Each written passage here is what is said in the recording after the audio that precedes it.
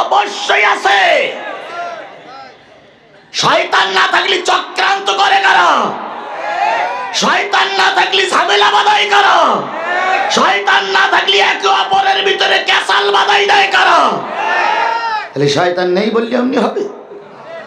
কিন্তু আবু জেহেলের প্রেতাত্মারা এখনো বেশি আছে, নাই? এই কথা বলেন নাই?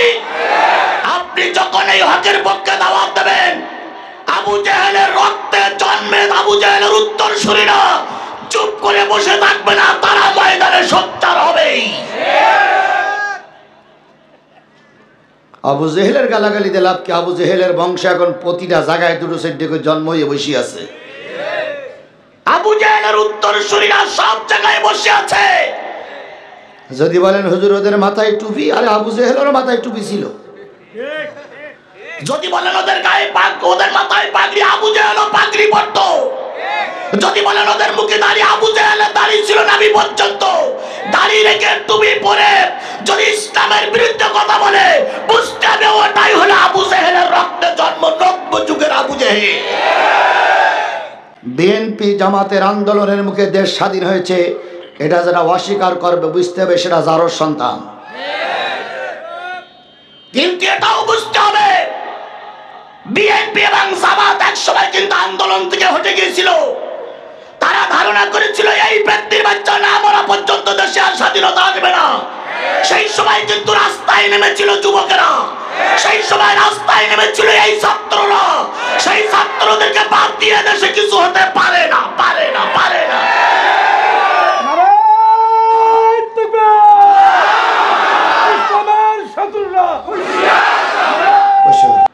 কাউকে অপমান করলে আল্লাহ তোমাকে অপমান করবে। ওবায়দুল কাদের বলেছিল আমরা ভয় পাই না, বলিনি? ফখরুল সাহেবকে সম্বোধন করে বলেছিল আপনার বাসায় একটু জায়গা দিবেন। সেই ফখরুল সাহেব এখন আছে, ওবায়দুল কাদের নাই। শেখ হাসিনা বলেছিল খালেদা জিয়া আর ইউনূস সাহেবকে কোথার থেকে ফেলাই দিতে হবে, পদ্মা সেতুর থেকে নিচে ফেলাই দিতে হবে। শেখ হাসিনা তাকাই দেখো, সেই ওবায়দুল কাদের আর সেই খালেদা জিয়া ঠিকই সম্মানের সঙ্গে বেঁচে আছে। তুমি এখন ইঁদুরের গর্তে আত্মগোপন করেছো। তাই বোঝা গেল তার একটা মানুষকে অপমান করেছিল, তাই আল্লাহ তাকে অপমান করেছে। আমি আপনার এলাকায় আসলাম, আপনি যদি আমাকে অপমান করেন, আপনি সাদা কাগজে লিখে রাখেন, জনগণ আপনাকে অপমান করে ডাস্টবিনে ফেলবে, কিয়ামতের আগে আর মাথা উঁচু করে উঠতে পারবেন না।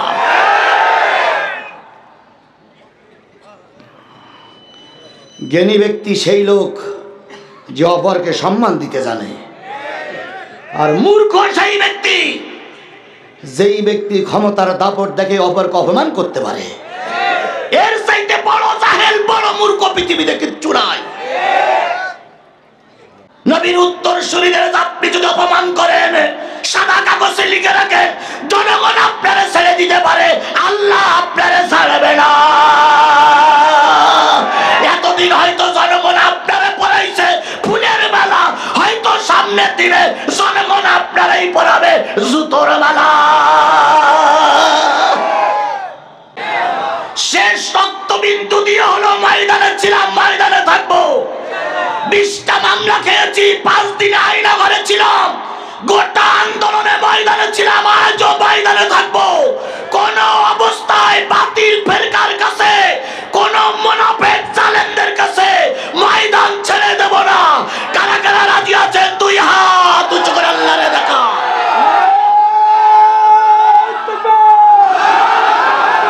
আমাদের জেলা জামাতের আমির যদি জামাতের পক্ষে নারায়ে তাকবীর বলতেন, কথাটা ধরার ভিতরে ছিল। আমি যদি জামাত ইসলামের পক্ষে স্লোগান দিতাম, কথাটা ধরার ভিতরে ছিল। গফুর ভাই যদি বিএনপির পক্ষে স্লোগান দিতেন, তাহলে কথাটা ধরার ভিতরে ছিল। সাধারণ কিছু মানুষ তাকবীর দিল তাদের আবেগে। এখানে আবেগে তো আমরা তালা মারতে পারি না, তাদের আবেগটা থাকাই স্বাভাবিক। আবেগকে কেন্দ্র করে অনেক কথা হইল, শেষ পর্যন্ত একজন আর একজনের দিকে গিয়ে তেড়ে গেলেন মারতি। যারা এই কাজটা করলেন, যেই করুক, কাজটা ঠিক হয়নি। কাজটা কি ঠিক হয়েছে? জোরে বলেন, কাজটা কি ঠিক হয়েছে? এই একটা ছেলে তকবির দিয়েছে, এর বাড়ি এই এলাকায়। এখন ও তকবির দিল, আমিও থামাই দিলাম। আর একটা তকবির দিল, আমিও থামাই দিলাম। তাই বলে তকবির দিলে তো বলে ওর গাড়ি তার আমি চল মারতে পারি না। আল্লাহ আমাদের সবাইকে কবুল করুক। আধা ঘন্টা 30 মিনিট গেল অধিক। তাহলে এবার মানুষ শেষ পর্যন্ত কিছু লোক চলে যাচ্ছিল, আবার বসেছে। আলেমরা নবীদের উত্তরসূরি, কথা বলেন। আল্লামা সাঈদী কি নবীর উত্তরসূরি নয়? কথা বলেন। মামুনুল হক কি নবীজির উত্তরসূরি নয়? আজারি কি নবীজির উত্তরসূরি নয়? তাহলে সব নবীদের উত্তরসূরিরাই চাচ্ছে পৃথিবীতে ইসলামী রাষ্ট্র, সব রাষ্ট্রগুলো ইসলাম প্রতিষ্ঠিত হয়ে যাক। তাহলে আল্লাহর নবী ছিলেন মদিনার প্রেসিডেন্ট। যদি নবীজির প্রেসিডেন্ট হওয়া যদি বৈধ হয়, নবীজির রাজনীতি করা যদি বৈধ হয়, হুজুররা রাজনীতি করলে আপনাদের এত গাত্র দেওয়া হয় কেন? সেদিন কালকে না পরশুদিন এক নেতা বলেই দিয়েছে, ইসলামের সঙ্গে রাজনীতির সঙ্গে কোরআনের কোনো সম্পর্ক নাই। বলেছে না বলেনি? যে নেতা এ কথা বলল, আমার বিশ্বাস সেই নেতা সূরা ফাতিহা জানে না। আজকে আপনারা ইসলামী রাজনীতির অন্য ধাপে দেখতে চান, কিন্তু আল্লাহর কোরআনে রাজনীতির নামে একটা সূরা আছে, সেই সূরাটার নাম আছে সূরাতুল মুলুক। রাষ্ট্রের নামে সূরা আছে। সুতরাং রাষ্ট্র পরিচালনার ক্ষেত্রে আলেমরা দায়িত্ব পালন করুক, এটা ইসলামের বিধান। তবে হ্যাঁ, যারা দায়িত্ব পালন করবে তারা যদি ভুলভাল কাজ করে, এজন্য তাদেরকে দায়ী করা যাবে। কিন্তু দেশ ইসলাম দিয়ে চলুক, যদি দেশ কোরআন দিয়ে চলুক, এটা তারা বিরোধিতা করবে, বুঝতে হবে ওটা মুনাফিক। ও ভাই, এখানে আবার যে ক্যামেরা হচ্ছে, তো আমার ওয়াজগুলো তো আবার শুধু এদেশের মানুষ দেখে না, গোটা পৃথিবীর সব জায়গায় আমাদের মানুষেরা দেখে। এখন ওয়াজ হচ্ছে সৌদি আরবে বসে বসে দেখতেছে, এখন এখানে ওয়াজ হচ্ছে পাঁচবিবিতে দেখতেছে আমেরিকায় বসে। তাহলে তাদের একটু দেখা করার সুযোগ করে দিতে হবে না ভাই? অস্ত লাইভে যাচ্ছে, লাইভ চলছে, এখানে যে যা করেছে সব লাইভে গেছে। আজকে কালকেই কমেন্ট পড়বে, দেখবেন কার পক্ষে কয়জন, সব লাইভে গেছে, সব লাইভে গেছে। সব নেতা কর্মীদের কাছে অনুরোধ, আমরা যখন বলি আমাদের পক্ষে, কিন্তু দেশের মানুষ আপনাদের কোন চোখে দেখে, দয়া করে একটু ফেসবুকে ঢুকেন, একটু লাইভে যান, একটু ইউটিউবে যান, যাইয়ে দেখেন জনগণ আপনাদের কি কায়দায় স্যালুট করতেছে। এই কুসুম্বা ইউনিয়নে কয়জনের লাশ পড়ে আছে? 6 জনের লাশ পড়ে আছে। যেই কুসুম্বাই 6 জনের লাশ পড়েছে, এই 6 জনকে ইসলাম প্রতিষ্ঠার পক্ষে না ইসলাম প্রতিষ্ঠার বিপক্ষে? জোরে বলেন, ইসলাম প্রতিষ্ঠার পক্ষে না ইসলামী প্রতিষ্ঠার বিপক্ষে? যদি এরা ইসলামের পক্ষে থেকে 6 জন জীবন দিয়ে থাকে, সাদা কাগজে লিখে রাখেন, আগামী দিন কুসুম্বা ইউনিয়ন হবে ইসলামের পক্ষের লোকের হাতে।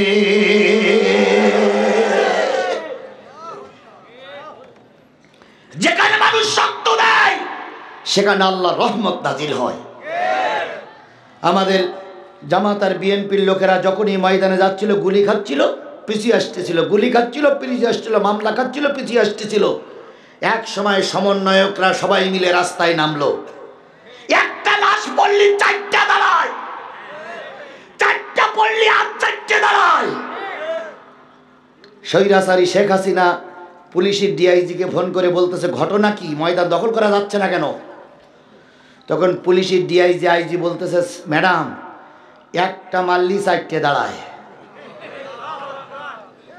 একটা মারলি 4টে দাঁড়ায়, আপনি ময়দান দখল করবেন কি করে?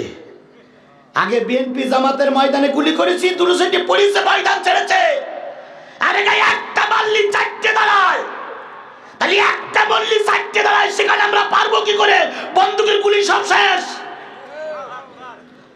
ম্যাডাম বলতেছে, আরো গুলি নিয়ে যাও, তবু সিয়াদ যেন হারায় না, সিয়াদ যেন হারায় না।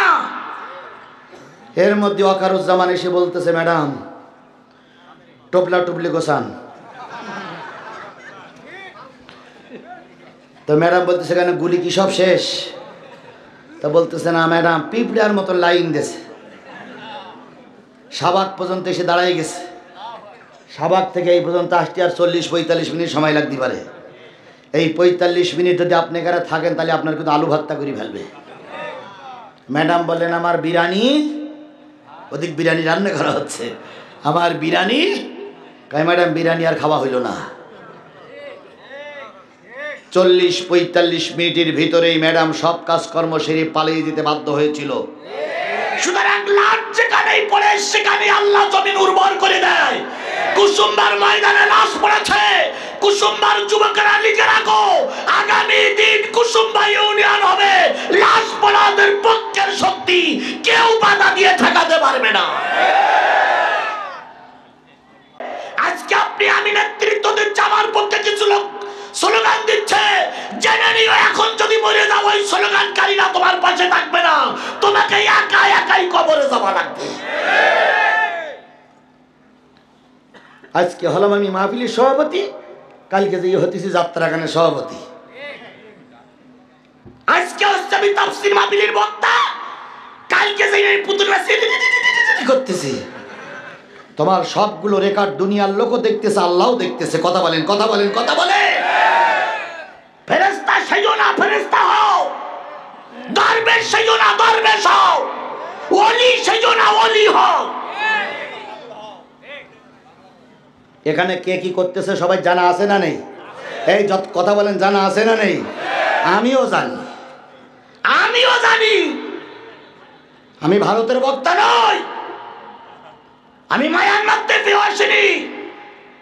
এই জয়পুরহাটে 15-20 বছর আগের থেকে আমার যাতায়াত আছে, প্রত্যেকের রিপোর্ট আমার কাছে আছে। বলি না শুধু মান সম্মান যাবে তাই, নতুবা এখানে কয়জন আমলিগির লোক আছে সব আমার জানা আছে। আমি যদি এখন ধরাই দিতে পারি 23 জন বের করতে পারি গুনি গুনিয়ে, কিন্তু বের করতেছি না শুধু মারির ভয়তে। যদি এখন বের করে দেওয়া জনগণ যদি গণপিটান দেয়, যদি দুটোটা মারা যায়, আমার আবার জয়পুরহাটে মামলা হবে। এখনো ধারকির মামলা শেষ হয়নি। গফুর বাড়ি যতই এলাকা হোক, আমি গফুর বাড়ির পক্ষে দালালি করব এ বক্তা আমি নই। জামাত ইসলাম যত বড় ইসলামী আন্দোলন হোক, আমি জামাত ইসলামের পক্ষে দালালি করার জন্য আমাকে এখানে ডেকে আনা হয়নি। আমাকে ডেকে আনা হয়েছে কিসের কথা বলার জন্য? জোরে বলেন, কিসের কথা বলার জন্য? কোরআনের কথা বলতে গেলে কার গায়ে লাগলো আর কার বিপক্ষে গেল ওটা অন্তত জিহাদির কিছু আসে যায় না। কে জান্নাতে গেল আর কে জাহান্নামে গেল ওটা আমার দেখার বিষয় নয়, ওটা আপনাদের দেখার বিষয়। আসসালামু আলাইকুম ওয়া রাহমাতুল্লাহি ওয়া বারাকাতুহু। আল্লাহ পাকের দরবারে কোটি কোটি শুকরিয়া, যিনি আজকের এই ওয়াজ মাহফিল, তাফসীর মাহফিলে আপনাকে আমাকে আসার সুযোগ দান করেছেন। সকলকে আল্লাহ সব জায়গায় কবুল করে না, কাউকে আল্লাহ যাত্রা গানে কবুল করে, কাউকে আল্লাহ সিনেমার অনুষ্ঠানে কবুল করে, কাউকে আল্লাহ যুবতী মেয়ের নাচের অনুষ্ঠানে কবুল করে, আবার কাউকে আল্লাহ কোরআনের মাহফিলে কবুল করে। আপনাকে আমাকে আল্লাহ কোন মাহফিলে কবুল করেছেন? সবাই মিলে বলুন, কোন মাহফিলে কবুল করেছেন? মাইকিং পোস্টারিং হয়নি, এই এলাকার মানুষ সবাই জানে আজকে তাফসীর মাহফিল হচ্ছে। কথা বলেন ঠিক না বেঠিক? সবাই কিন্তু কোরআনের মাহফিলে আসেনি। আল্লাহ যাদের কবুল করেছে তারাই কেবল এসেছে। কথা বলেন ঠিক না বেঠিক? তাহলে আল্লাহ যে আপনাকে আমাকে কবুল করলেন, এজন্য আপনারা খুশি না বেজার? সবাই খুশি, সবাই খুশি। যদি খুশি হই তাহলে খুশি হওয়ার পর মুখ দিয়ে সর্বপ্রথম যে বাক্যটা বাহির হয় সেটা কি? আরেকটু জোরে বলেন, সে বাক্যটা কি? তাহলে সবাই মিলে বলছি আলহামদুলিল্লাহ। আরেকটু জোরে বলুন তো আলহামদুলিল্লাহ। কার শুকরিয়া আদায় করলাম? খুশি হলো কে? আর আলহামদুলিল্লাহ এই শব্দটা মেনে নিতে পারে না, সহ্য করতে পারে না, তিনি কে? শয়তানকে এই মজলিসে আছে বলে মনে হয়? আছে? আছে? অবশ্যই আছে, অবশ্যই আছে। শয়তান না থাকলে চক্রান্ত করে কারা? শয়তান না থাকলে ঝামেলা বাধাই কারা? শয়তান না থাকলে একে অপরের ভিতরে ক্যাসাল বাধাই দেয় কারা? তাহলে শয়তান নেই বললে এমনি হবে? শয়তান এখানেই আছে, আপনার ধারে কাছেই আছে, আপনার সামনে আছে। বুঝবেন কি করে? আলহামদুলিল্লাহ বলার সময় আপনি বলবেন, শয়তান বলো বলবে না, দেখবেন ওর মুখ চুপ করে আছে। তাহলে যেটার মুখ চুপ থাকবে বুঝতে হবে ওইটাই হলো শয়তান। তাহলে এবার আলহামদুলিল্লাহ বলার সময় ডাইনে বামে সামনে তাকান। যদি আলহামদুলিল্লাহ না বলে বগলে হাত দিয়ে উঁচু করে ধরবেন, হুজুর মাল পাওয়া গেছে। তাহলে সবাই মিলে বলছি আলহামদুলিল্লাহ। মাশাআল্লাহ, আল্লাহ কবুল করুক। আরো জোরে। সর্বকালের সর্বশ্রেষ্ঠ মহামানব, যার আদর্শ আমার 3.5 হাত বডির ভিতরে ধারণ করে আমি মুসলিম হিসাবে দাবি করছি, সেই নবীর নামে দুরূদ আর সালাম সকলে মিলে বলছি সাল্লাল্লাহু আলাইহি ওয়াসাল্লাম। বন্ধুগণ, বলুন তো, নবীর চাইতে ভালো মানুষ সমাজে কেউ ছিল? নবীর চাইতে ভালো মানুষ এই সমাজে কেউ আছে? নবীর চাইতে ভালো মানুষ এই সমাজে আগামীতে কেউ তৈরি হবে বলে মনে হয়? কখনো নয়। আল্লাহ রাব্বুল আলামিন বলেছেন, ওয়া ইন্নাকা লাআলা খুলুকিন আযীম।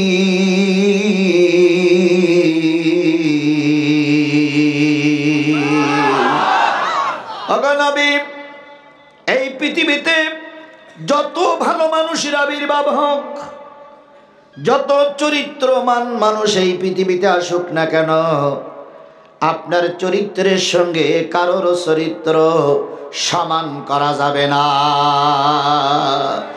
আপনি হলেন উত্তম চরিত্রের অধিকারী।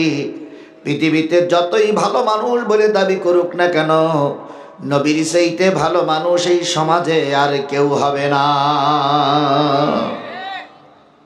বলুন তো ভাই, নবী যখন কালেমার দাওয়াত দেয়নি, তখন এই সমাজের, সেই সমাজের সবার কাছে নবী ভালো ছিল না খারাপ ছিল?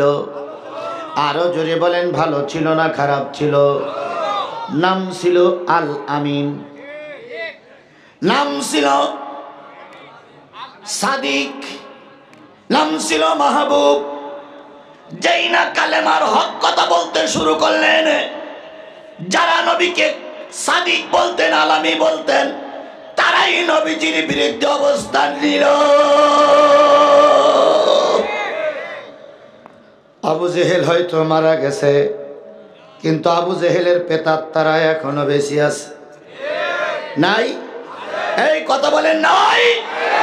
আপনি যখন এই হকের পক্ষে দাওয়াত দেবেন, আবু জেহেলের রক্তে জন্মে আবু জেহেলের উত্তরসূরিরা চুপ করে বসে থাকবে না, তারা ময়দানে সোচ্চার হবেই। আবু জেহেলের গালাগালি দিলাম কি? আবু জেহেলের বংশ এখন প্রতিটা জায়গায় দুটো সেদ্ধে করে জন্ম হয়ে বসে আছে। আবু জেহেলের উত্তরসূরিরা সব জায়গায় বসে আছে। যদি বলেন হুজুর ওদের মাথায় টুপি, আরে আবু জেহেলের মাথায় টুপি ছিল। যদি বলেন ওদের গায়ে পাগ, ওদের মাথায় পাগড়ি, আবু জেহেলও পাগড়ি পরতো। যদি বলেন ওদের মুখে দাড়ি, আবু জেহেলের দাড়ি ছিল নাভি পর্যন্ত। দাড়ি রেখে টুপি পরে যদি ইসলামের বিরুদ্ধে কথা বলে, বুঝতে হবে ওটাই হলো আবু জেহেলের রক্তে জন্ম, নব্য যুগের আবু জেহেল। সেদিন আবু জেহেলের বাধার মুখে আল্লাহ রসুল ধর্মের কথা বলতে পারেন নাই। আজকে অনেক জায়গায়, পৃথিবীর অনেক জায়গায় আবু জেহেলদের বংশদের বাধার মুখে অনেকেই ভালো কথা বলতে পারছে না। ভালো কথা বললে সবাইকে মেনে নিতে হবে, কথা বলেন ঠিক না ঠিক? বিএনপি জামাতের আন্দোলনের মুখে দেশ স্বাধীন হয়েছে, এটা যারা অস্বীকার করবে বুঝতে হবে সেটা জারোর সন্তান। কিন্তু এটাও বুঝতে হবে, বিএনপি এবং জামাত একসময় কিন্তু আন্দোলন থেকে হটে গিয়েছিল। তারা ধারণা করেছিল এই ব্যক্তির বাচ্চা না মরা পর্যন্ত দেশে আর রাস্তায় নেমেছিল যুবকেরা, সেই সময় রাস্তায় নেমেছিল এই ছাত্ররা। সেই ছাত্রদেরকে বাদ দিয়ে দেশে কিছু হতে পারে না, পারে না, পারে না।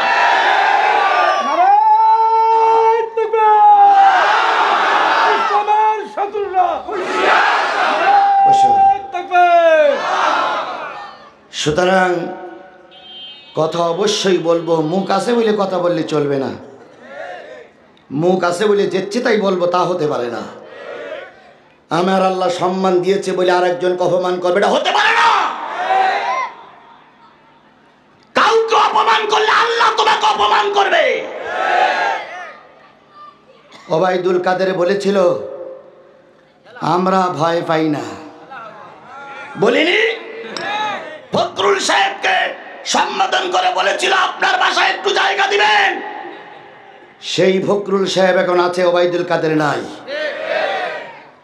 শেখ হাসিনা বলেছিল খালেদা জিয়া আর ইউনূস সাহেবকে কোথার থেকে ফেলাই দিতে হবে, পদ্মা সেতুর থেকে নিচে ফেলাই দিতে হবে। শেখ হাসিনা তাকাই দেখো, সেই ওবায়দুল কাদের আর সেই খালেদা জিয়া ঠিকই সম্মানের সঙ্গে বেঁচে আছে। তুমি এখন ইঁদুরের গর্তে আত্মগোপন করেছো। তাই বোঝা গেল তার একটা মানুষকে অপমান করেছিল, তাই আল্লাহ তাকে অপমান করেছে। আমি আপনার এলাকায় আসলাম, আপনি যদি আমাকে অপমান করেন, আপনি সাদা কাগজে লিখে রাখেন, জনগণ আপনাকে অপমান করে ডাস্টবিনে ফেলবে, কিয়ামতের আগে আর মাথা উঁচু করে উঠতে পারবেন না।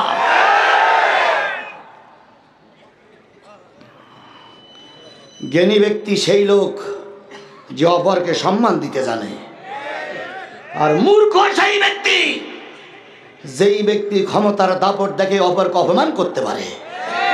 এর চাইতে বড় জাহেল, বড় মূর্খ পৃথিবীতে কিচ্ছু নাই।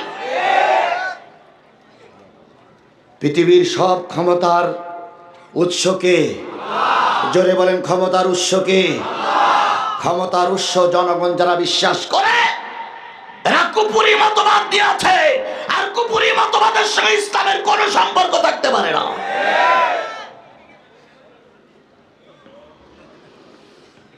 আমার ভাইয়েরা, নবী সাল্লাল্লাহু আলাইহি সাল্লাম কালেমার দাওয়াত দিলেন, আপনজনদের কাছে তিনি কির হয়ে গেলেন, পর হয়ে গেলেন। এক পর্যায়ে জাতি টার্গেট নিল মুহাম্মদ সাল্লাল্লাহু আলাইহি সাল্লামকে দুনিয়ার থেকে বিদায় করে দিতে হবে, মেরে দিতে হবে। মেরে দেওয়ার টার্গেট নিয়ে আবু জেহেল বাহিনী নবীজির মাথার পরে ভুঁড়ি চাপায় দেওয়ার জন্য পরিকল্পনা করল। নবীজি ভুঁড়ি থেকে বেরিয়ে গেলেন। বেরিয়ে যাওয়ার পর দেখে 12 জন মানুষ রাসূলের সামনে আনন্দ করতেছে। আল্লাহর নবীর মুখটা মলিন হলেন। আল্লাহ পাক এটা সহ্য করতে পারলেন না। আল্লাহ বললেন, নবী তুমি যেটা চাও সেটাই হবে। নবী বলেন, আল্লাহ এই 12 জনকে ধরবা অসম্মানজনক অবস্থায়। মৃত্যু কারোর সম্মান অবস্থায় হয়, কারোর অপমানজনক হয়। আল্লাহ এদের মৃত্যুটা অপমানজনক মৃত্যু দিবা, এদের মৃত্যুটা হবে কলঙ্কময় মৃত্যু। নবীজির অপমানটা আল্লাহ সহ্য করলেন না। নবীর উত্তরসূরিদের আপনি যদি অপমান করেন, সাদা কাগজে লিখে রাখেন, জনগণ আপনারা ছেড়ে দিতে পারে, আল্লাহ আপনারা ছাড়বে না। এতদিন হয়তো জনগণ আপনারা পড়াইছে ফুলের মালা, হয়তো সামনের দিনে জনগণ আপনারাই পড়াবে জুতোর মালা।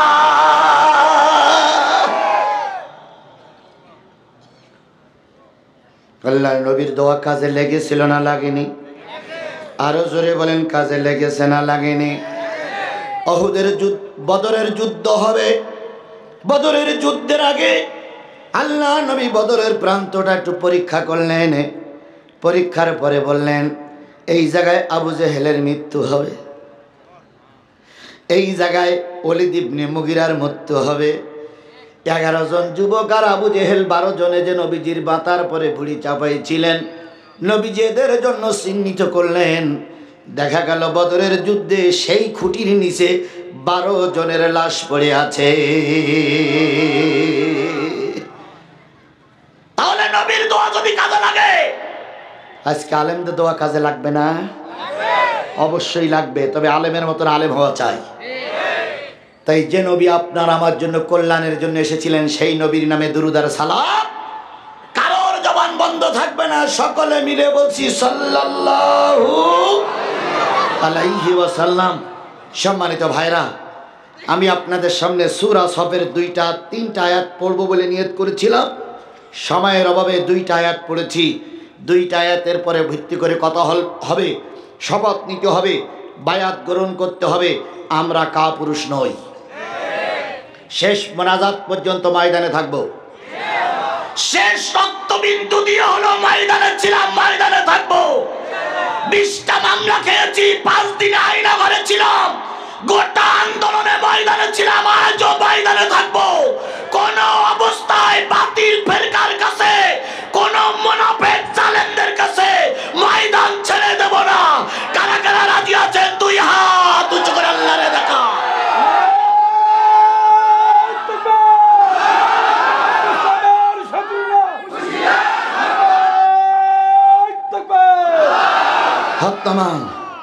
তাহলে শেষ মোনাজাত পর্যন্ত থাকবেন তো আপনারা? শেষ মোনাজাত পর্যন্ত থাকবেন তো আপনারা? বন্ধুগণ, সব দিন সব বক্তার ওয়াজ ভালো হয় না। আজকে ওয়াজ ভালো হোক আর মন্দ হোক সেটা পরের কথা, কিন্তু একটু মন ভেঙে গেছে মঞ্চে আসার পরে। মঞ্চে আসার পরে একটু মন ভেঙেছে। এখানে তো সব বিএনপির লোক আসেনি, এখানে সব জামাত ইসলামের লোকও, এখানে যে আওয়ামী লীগের লোক নেই তা তো বলা যাবে না। বলা যাবে? আওয়ামী লীগের লোক এখানে কিছু আছে। যদি আমাদের জেলা জামাতের আমির যদি জামাতের পক্ষে নারায়ে তাকবীর বলতেন, কথাটা ধরার ভিতরে ছিল। আমি যদি জামাত ইসলামের পক্ষে স্লোগান দিতাম, কথাটা ধরার ভিতরে ছিল। গফুর ভাই যদি বিএনপির পক্ষে স্লোগান দিতেন, তাহলে কথাটা ধরার ভিতরে ছিল। সাধারণ কিছু মানুষ তাকবীর দিল তাদের আবেগে। এখানে আবেগে তো আমরা তালা মারতে পারি না, তাদের আবেগটা থাকাই স্বাভাবিক। আবেগকে কেন্দ্র করে অনেক কথা হইল। শেষ পর্যন্ত একজন আর একজনের দিকে তেড়ে গেলেন মাতৃ। যারা এই কাজটা করলেন, যেই করুক, কাজটা ঠিক হয়নি। কাজটা কি ঠিক হয়েছে? জোরে বলেন, কাজটা কি ঠিক হয়েছে? এই একটা ছেলে তাকবীর দিয়েছে, এর বাড়ি এই এলাকায়। এখন ও তাকবীর দিল, আমি ওর থামাই দিলাম। আর একটা তাকবীর দিল, আমি ওর থামাই দিলাম। তাই বলে তাকবীর দিলে তো বলে ওর গাড়ি তার আমি চল মারতে পারি না। আল্লাহ আমাদের সবাইকে কবুল করুক। আধা ঘন্টা 30 মিনিট গেল অধিক। তাহলে এবার মানুষ শেষ পর্যন্ত কিছু লোক চলে যাচ্ছিল, আবার বসেছে। এখন আবার এদিক মাদ্রাসার যে ব্যাপার, মাদ্রাসায় বসেছিলাম, যা দেখলাম মাদ্রাসার অবস্থাটাও করুন। মাদ্রাসারা টিকে থাকে, নাকি আপনারা চান? তাহলে যদি চান তাহলে আগের হুজুর টাকা ছিল, টাকা দিলেন না কেন আপনারা? আসলে তো আপনারা মাদ্রাসার পক্ষের লোক না, আপনারা মাদ্রাসার বিপক্ষের লোক। সবাই পক্ষের তো। বৃক্ষ তোমার নাম কি? ফলে পরিচয় যদি পক্ষের লোক হন টাকা দেবে, আর যারা টাকা দেবে না বুঝতে। দুটি আয়াতের ভিতর থেকে আমি আপনাদের সামনে তেলাওয়াত করেছি 10, 11, কত? 10, 11, 12 নম্বর আয়াত পড়ার সুযোগ হয়নি। 10, 11, 12 এই 3টা আয়াত যখন মদিনায় নাজিল হলো, আল্লাহর নবী তখন মদিনার প্রেসিডেন্ট। কোন জায়গার প্রেসিডেন্ট? আরো জোরে। নবী মৌলবী ছিলেন না ছিলেন না? নবী কি হুজুর ছিলেন না এমনি লোক ছিল? তাহলে নবী মদিনার প্রেসিডেন্ট, এটা কি ঠিক না বেঠিক? সবাই মিলে বলবেন ঠিক না বেঠিক? তাহলে নবী মদিনার প্রেসিডেন্ট, এটা যদি ঠিক হয় আজকে আলেমেরা প্রেসিডেন্ট হবে, এটা কেন আপনারা বেঠিক বলে ফতোয়া দেন?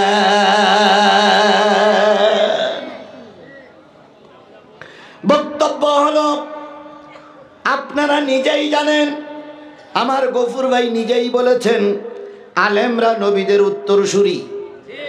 কথা বলেন, আল্লামা সাঈদী কি নবীর উত্তরসূরি নয়? কথা বলেন, মামুনুল হক কি নবীজির উত্তরসূরি নয়? আজাদ নারী কি নবীজির উত্তরসূরি নয়? তাহলে সব নবীদের উত্তরসূরিরাই চাচ্ছে পৃথিবীতে ইসলামী রাষ্ট্র, সব রাষ্ট্রগুলো ইসলাম প্রতিষ্ঠিত হয়ে যাক। তাহলে আল্লাহর নবী ছিলেন মদিনার প্রেসিডেন্ট।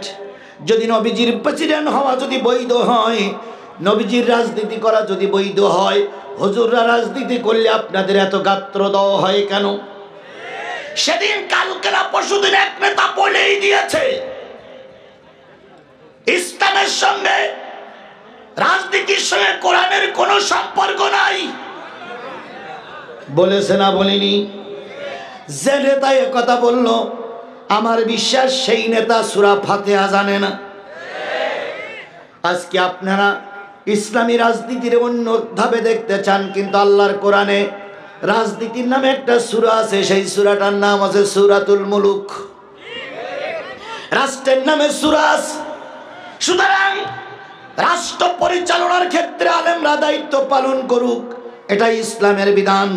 তবে হ্যাঁ, যারা দায়িত্ব পালন করবে তারা যদি ভুলভাল কাজ করে এজন্য তাদেরকে দায়ী করা যাবে, কিন্তু দেশ ইসলাম দিয়ে চলুক, যদি দেশ কোরআন দিয়ে চলুক, এটা তারা বিরোধিতা করবে, বুঝতে হবে ওটা মুনাফিক। সুতরাং আমরা এমন কোনো কাজ করব না যে কাজ করে আগের অবৈধ সরকাররা যে পথে গেছে আমাদেরও যেন সেই পথে যেতে না হয়। আমার সাথীরা, তাহলে আয়াত তিনটা নাজিল হলো, রাসূল তখন মদিনার কি? আর একটু জোরে বলেন, আরো জোরে বলেন। বলুন তো, প্রেসিডেন্ট হওয়ার পর মক্কার কাফেরদের সঙ্গে প্রথম যুদ্ধ হয়েছিল মুসলমানদের, সেই যুদ্ধটার নাম কি? বদরের যুদ্ধে মুসলমানদের সংখ্যা কত? দ্বিতীয় যে যুদ্ধটা হলো সেই যুদ্ধটার নাম কি? উহুদের যুদ্ধে মুসলমানদের সংখ্যা কত? 1000 থেকে 300 লোক নিয়ে এক হুজুর কেটে পড়েছিলেন। তাহলে কত? 700। কাফেরেরা কত? 3000। 3000 কাফেরের মোকাবেলা করতে যেয়ে 700 মানুষ হিমশিম খাইলেন। এক পর্যায়ে আমার নবী ওই কাফেরদের আঘাতে দান মোবারক শহীদ করলেন। নবীর হেলমেট ভেঙে গেল, কলা ভিতরে ঢুকে পড়ল। আল্লাহর নবী উহুদের ময়দানে ভূত হয়ে পড়ে গেলেন।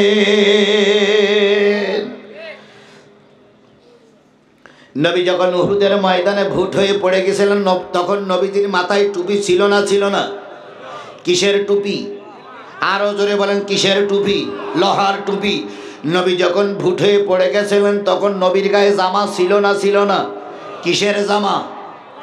আরো জোরে বলেন, কিসের জামা? তাই আল্লাহর নবী দ্বীন কায়েমের জন্য উহুদের ময়দানে এই টুপি বাদ দিয়ে, কাপড়ের টুপি বাদ দিয়ে লোহার টুপি পরলেন, এই পাঞ্জাবি বাদ দিয়ে লোহার জামা পরলেন। তুমি সেই নবীর উম্মত, তুমি আর আমি সেই নবীর উম্মত। একটা দিনের জন্য লোহার টুপির পক্ষে কথা বললাম না, কিয়ামতের দিন নবীর সামনে মুখ দেখানো যাবে না।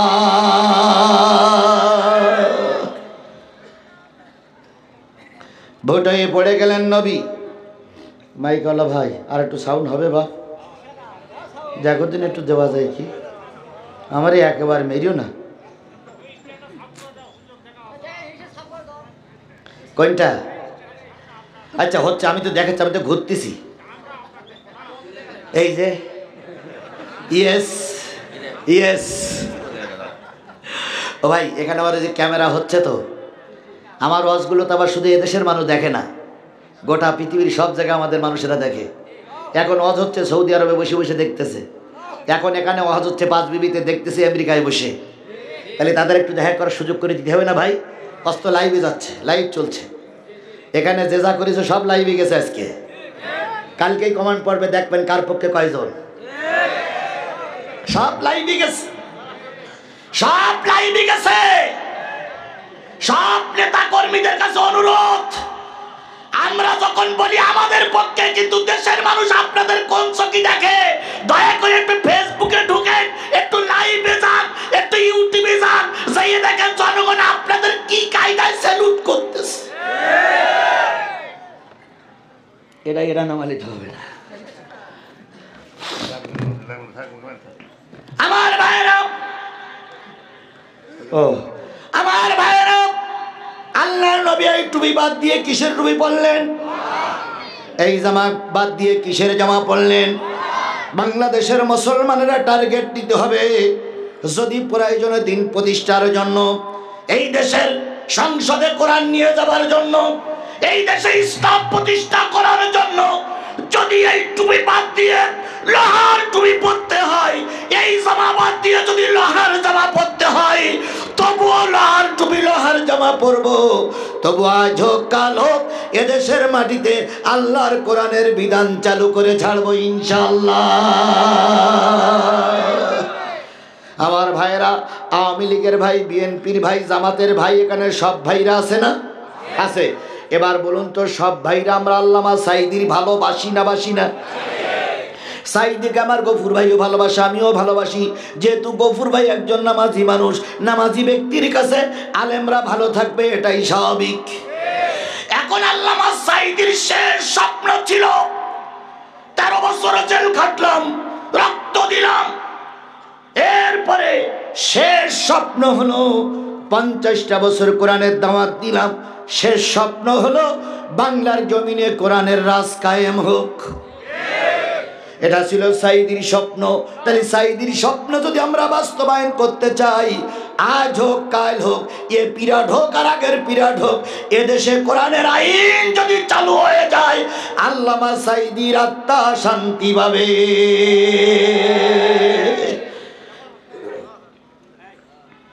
সুতরাং আমরা কোরআনের পক্ষে থাকতে চাই। আল্লাহর নবীর হেলমেট ভেঙে গেল, লোহার জামা পরা নবী ভুট হয়ে পড়ে গেলেন। ছোট দুইখানা পা টিক টিক টিক টিক করে নাড়াচ্ছিলেন।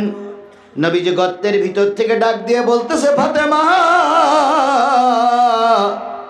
বা আমার ছুটে এসো, তোমার আব্বা মনে হয় আর বাঁচবে না। অহুদের ভিতরে তোমার বাবা পড়ে আছে, সোজা হয়ে দাঁড়াবো, গর্তের ভিতরে জায়গা এত সংকীর্ণ যে সোজা হয়ে উঠে দাঁড়াতে পারি না। সব সাহাবীরা নিজের জীবন বাঁচানোর জন্য, অন্যান্য সাথীদের বাঁচানোর জন্য প্রাণ চেষ্টা করে যাচ্ছে। ফাতেমার কানে কে যেন আওয়াজ পৌঁছাই দিল, ফাতেমা নবী বুঝি এতক্ষণ বেঁচে নাই, নবী বুঝি মারাই গেছে। ফাতেমা পাগলের মতন ছুটে আসলেন, এসে দেখে গর্তের উপরে দুইটা পা নাড়াচাড়া করতেছে। ফাতেমার একজন সাথীকে নিয়ে নবীকে উঠে তুললেন। যখন তুললেন, আল্লাহর নবীর কড়া ভেঙে গেছে, দাঁত ভেঙে গেছে, নবীজির সমস্ত শরীরটা রক্তাক্ত। আল্লাহ নবী বললেন, ফাতেমা আমার সাহাবীদের কি অবস্থা? ফাতেমা আব্বার রক্তগুলো মুছাই দেয়, কয় ইয়া রাসূলুল্লাহ আব্বাজান, আজকে খেয়াল করলাম 70 জনের মতন মানুষের লাশ পড়ে আছে। নবীজি 70 জনের মাথার কাছে বসলেন। 70 জনের মাথার কাছে বসে বললেন, ইয়া আল্লাহ, হে রাব্বুল আলামিন, আমি তো আমার সাথীদের বিয়োগ চাইনি, দয়া করে সাথীদের রক্ত যে জমিনে পড়েছে ওই জমিনটা তুমি দিন প্রতিষ্ঠার জন্য উর্বর করে দাও। আমরাও বাংলাদেশে কোরআনের প্রতিষ্ঠা করার জন্য, এই দেশে আন্দোলনকারীরা যারা জীবন দিয়েছে গণতন্ত্রের রক্ষার জন্য, আমরা ওদের স্যালুট জানাই। যেই দেশে মানুষের রক্ত পড়ে ওই দেশ স্বাধীন হতে মোটেও দেরি লাগে না।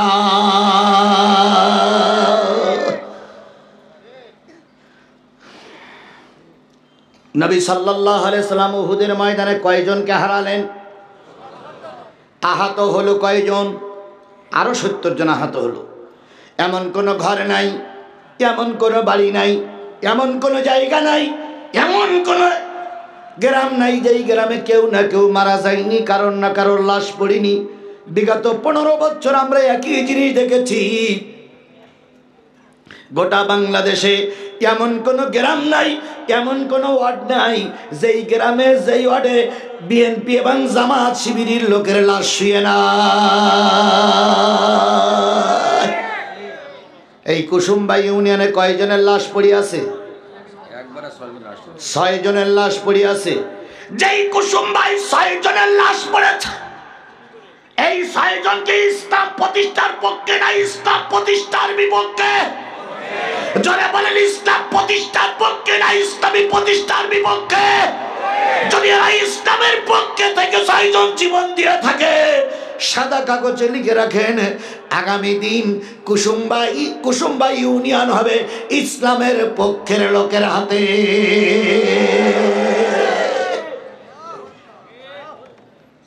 যেখানে মানুষ শক্ত দেয় সেখানে আল্লাহর রহমত নাজিল হয়। আমাদের জামাত আর বিএনপির লোকেরা যখনই ময়দানে যাচ্ছিল, গুলি খাচ্ছিল, পিছিয়ে আসতেছিল, গুলি খাচ্ছিল, পিছিয়ে আসছিল, মামলা খাচ্ছিল, পিছিয়ে আসতেছিল। এক সময় সমন্বয়করা সবাই মিলে রাস্তায় নামলো। একটা লাশ পড়লি 4টা দাঁড়ায়, 4টা পড়লি আর 4টে দাঁড়ায়। স্বৈরাচারী শেখ হাসিনা পুলিশের ডিআইজিকে ফোন করে বলতেছে, ঘটনা কি, ময়দান দখল করা যাচ্ছে না কেন? তখন পুলিশের আইজি বলতেছে, ম্যাডাম, একটা মারলি 4টে দাঁড়ায়, একটা মারলি 4টে দাঁড়ায়, আপনি ময়দান দখল করবেন কি করে? আগে বিএনপি জামাতের ময়দানে গুলি করেছি, 2 পুলিশে ময়দান ছেড়েছে। আরে গাই, একটা মারলি 4টে দাঁড়ায়, তাহলে একটা বললি 4টে দাঁড়ায়, সেখানে আমরা পারবো কি করে? বন্দুকের গুলি সব শেষ। ম্যাডাম বলতেছে, আরো গুলি নিয়ে যাও, তবু সিয়াদ যেন হারায় না, সিয়াদ যেন হারায় না। এর মধ্যে ওয়াকারুজ্জামান এসে বলতেছে, ম্যাডাম টপলা টুপলি গোসান। তো ম্যাডাম বলতেছে, কেন গুলি কি সব শেষ? তা বলতেছে, না ম্যাডাম, পিঁপড়ার মতো লাইন দিয়েছে, শাহবাগ পর্যন্ত এসে দাঁড়াই গেছে, শাহবাগ থেকে এই পর্যন্ত আসতে আর 40-45 মিনিট সময় লাগতে পারে। এই 45 মিনিট যদি আপনি এখানে থাকেন, তাহলে আপনার কিন্তু আলু ভর্তা করে ফেলবে। ম্যাডাম বললেন, আমার বিরিয়ানি, ওদিক বিরিয়ানি রান্না করা হচ্ছে, আমার বিরিয়ানি। কয়, ম্যাডাম বিরিয়ানি আর খাওয়া হইল না।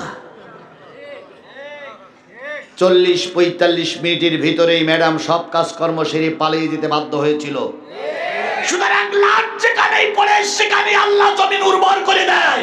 কুসুমবার ময়দানে লাশ পড়েছে, কুসুমবার যুবকেরা লিখে রাখো, আগামী দিন কুসুমবা ইউনিয়ন হবে লাশ পড়াদের পক্ষের শক্তি, কেউ বাধা দিয়ে ঠেকাতে পারবে না।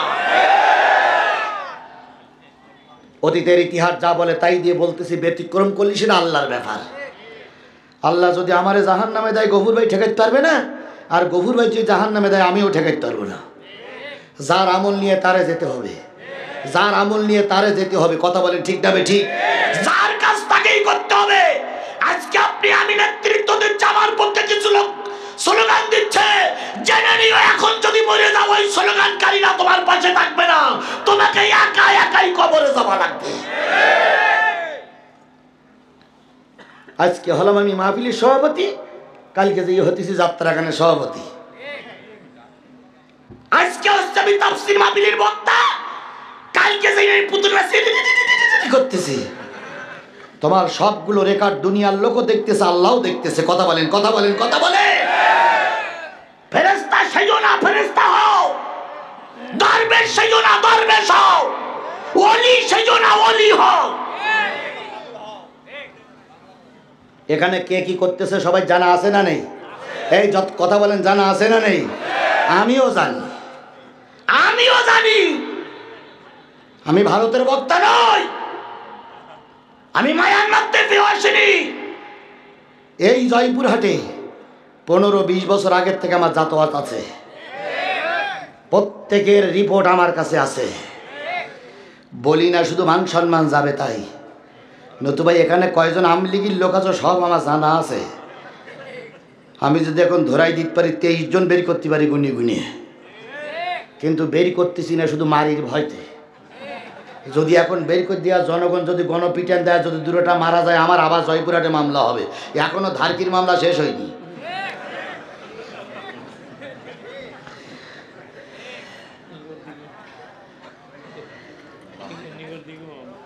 নিকট দিকে আমার হয়নি, নিকট দিকে হয়েছিল আমার ফারুকির, আমিরুল ইসলাম বেলালির হয়েছিল, আরেকটা হয়েছিল মনিরুল ইসলাম ফারুকির, আর আমার হইল ধারকি।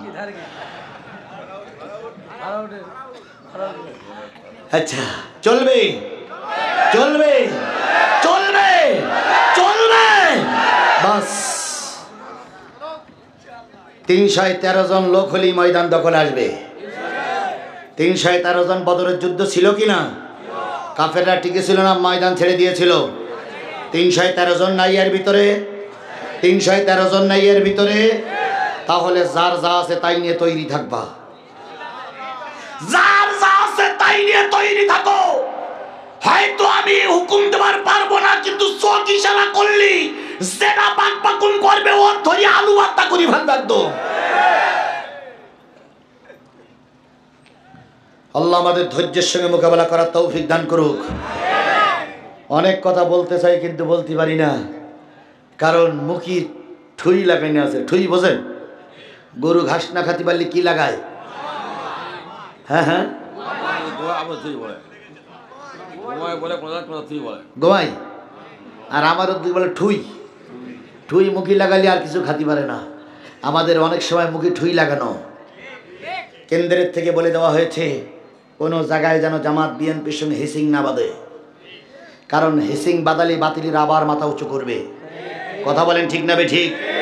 বিএনপির প্রার্থী ডাইন পাশে, জামাতের প্রার্থী বাম পাশে, এমন কোনো দুর্ঘটনা না হয় যাতে করে বাতিলের আবার মাথা উঁচু করে। নিজেদের ভিতরে নিজের কোন্দল নিজেরাই সংশোধন করে নেবেন, জনসমাজে উল্লেখ করবেন না। উল্লেখ করলেই জনতা বিরূপ মনোভাব নিয়ে আপনাকে আমাকে থুতু নিক্ষেপ করে জাতির কি বলে কালাকৃষ্ট পৌঁছাই দিয়ে ওদেরকে আবার ডেকে আনা হবে। এই জন্য কোনো অবস্থায় দ্বিধা বিভক্তি তৈরি করা যাবে না। বন্ধুগণ, যে জিনিসটা বুঝাতে চাচ্ছিলাম সেটা হলো আল্লাহ নবী সাল্লাল্লাহু আলাইহি সাল্লাম কয়জন সাথীকে হারালেন, কয়জন আহত হলো। আয়াতটা কিন্তু এখনো নাজিল হয়নি, আয়াত নাজিল হবে সেই দিকেই যাচ্ছি। 70 জন সাহাবী মারা গেল, 70 জন আহত হয়ে গেল। আল্লাহ নবী সাল্লাল্লাহু আলাইহি সাল্লাম নিজেই আহত হলেন, ঘরের ভিতরে ঢুকলেন। পরের দিন জোহরের আজান হয়ে গেল। সাহাবী আজমাইনগণ জোহরের সালাত আদায় করার জন্য আসলেন। কারোর হাত নাই, কারোর পায়ের একটা অংশ নাই, কারোর নাক কেটে গেছে, কারোর নাক ছাড়িয়ে কান ছাড়িয়ে গেছে, কারোর বা কষ্ট হয়েছে, কারোর বা মাথা কেটে গেছে। এমত অবস্থায় নবীজির মসজিদে সালাতে আদায় আসলেন। সালাত শেষ করে আল্লাহ নবী যখন হুজরাখানায় গেলেন, যাওয়ার পর এই মসজিদে যারা বসেছিল তারা সবাই আলোচনা করতেছে কোন আমলটি করলে, কোন কাজটা করলে আল্লাহর জান্নাতে যাওয়া যাবে। আল্লাহর নবী তখন ঘরের ভিতরে ছিলেন। আবু বকর বলল, কার কাছে জিজ্ঞেস করা যায়? কয় নবীর কাছে জিজ্ঞেস করি। ওমর বললেন, বড় ভাই আপনি জিজ্ঞেস করেন। আবু বকর বললেন, না তুমি জিজ্ঞেস করো। বললেন, না ওসমান ইবনে তালহা জিজ্ঞেস, ওসমান রাদিয়াল্লাহু তাআলা জিজ্ঞেস করুক, না আলী জিজ্ঞেস করুক। এইভাবে যখন তর্ক বিতর্ক চলতেছিলেন, স্বয়ং জিবরিল এসে নবীজির কামরে এসে বলে গেলেন, আপনার সাহাবীরা মসজিদে নববীতে আলোচনা করতেছে কোন আমল করলে, কোন কাজ করলে তারা জান্নাতে যাবে। আল্লাহ পাক আয়াত নাজিল করে দিয়ে বলছেন তাদের কাছে সংবাদ পৌঁছায় দাও। কোন সংবাদ? নবী এসে বললেন, ইয়া আইয়ুহাল্লাযীনা আমানু হাল আদুল্লুকুম আলা তিজারাতিন তুনজিকুম মিন আযাবিন আলীম।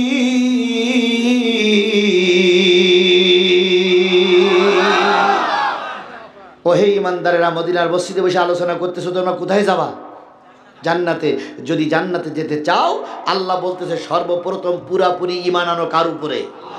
আরো জোরে বলেন, কার উপরে ঈমান আনতে হবে? এরপরে রাসূলের পরে ঈমান আনো, এরপরে জিহাদ ফি সাবিলিল্লাহর কাজ করো। যদি করতে পারো জানার মাল দিয়ে, আমি আল্লাহ বললাম ইয়াগফির লাকুম যুনুবাকুম, তোমাদের জীবনের সব গুনাহগুলো মাফ হয়ে যাবে। তাহলে আমরা জীবনের সব গুনাহগুলো কি মাফ করতে চাই না গুনাহ নিয়ে বাড়ি যেতে চাই? তাহলে মাপ যদি করতে চাই, 3টে পয়েন্টের আলোচনা। একটা লোক ওঠা যাবে না, একটা লোক ওঠা যাবে না, একটা লোক ওঠা যাবে না। যারা উঠে যাবে বুঝতে হবে এরাই কোরআনের দুশমন, এরাই হলো মুনাফিক। কারণ আমি তো কোনো দলের পক্ষে একটা কথাও এখনো বলিনি। গফুর বাড়ি যতই এলাকা হোক, আমি গফুর বাড়ির পক্ষে দালালি করব এ বক্তা আমি নই। জামাত ইসলাম যত বড় ইসলামী আন্দোলন হোক, আমি জামাত ইসলামের পক্ষে দালালি করার জন্য আমাকে এখানে ডেকে আনা হয়নি। আমাকে ডেকে আনা হয়েছে কিসের কথা বলার জন্য? জোরে বলেন, কিসের কথা বলার জন্য?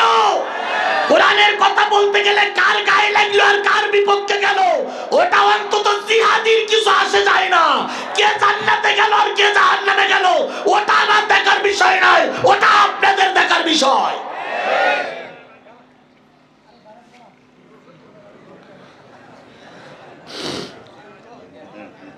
বন্ধুগণ, তাহলে যে জিনিসটা বোঝাতে চাচ্ছিলাম সেটা হলো কার পরে ঈমান আনতে হবে।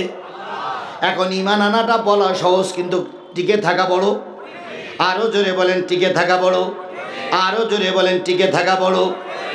বাংলাদেশ জামাত ইসলামের নেতৃবৃন্দকে যখন ফাঁসির কাস্টে ঝুলানো হলো, পেত্নির বাচ্চা শেখ হাসিনা বলেছিল জামাত ইসলামের লোক যদি ক্ষমা ভিক্ষা চায় তাদেরকে কি করে দেওয়া হবে? ক্ষমা মুক্তি দেওয়া হবে। বাংলাদেশ জামাত ইসলামের লোকেরা কি ক্ষমা ভিক্ষা চেয়েছিল? এক কথাই বলেছিল, এই জীবনের মালিককে, আমার বাঁচানোর মালিককে, আমার মৃত্যুর মালিককে। যদি আল্লাহ ফাঁসির কাজটা আমার মৃত্যু লিখে থাকে তাহলে আমি ক্ষমা ভিক্ষা চাইলেও বাঁচতে পারবো না। এর নাম হলো ঈমান বিল্লাহ। খালেদা জিয়ার নামে মামলা হলো। খালেদা জিয়াকে বড় লোভ দেখানো হলো, আপনি মসলেকা দিয়ে বিদেশে চলে যান। খালেদা জিয়া বলেছিল আমি দেশকে বেশি ভালোবাসি। আপসীর নেত্রী, দেশকে বেশি ভালোবাসি, প্রয়োজনের দেশের মাটিতে মরবো, তবুও বিদেশের মাটিতে যাব না। এর নাম হলো দেশপ্রেমিক। কথা বলেন ঠিক না বেঠিক? এরশাদের আমরা খারাপ বলি আর ভালো বলি। এরশাদের নামে মামলা হলো, এরশাদও দেশ ছেড়ে পালিয়ে যায়নি। আর আমাদের দেশের মানুষ কন্যা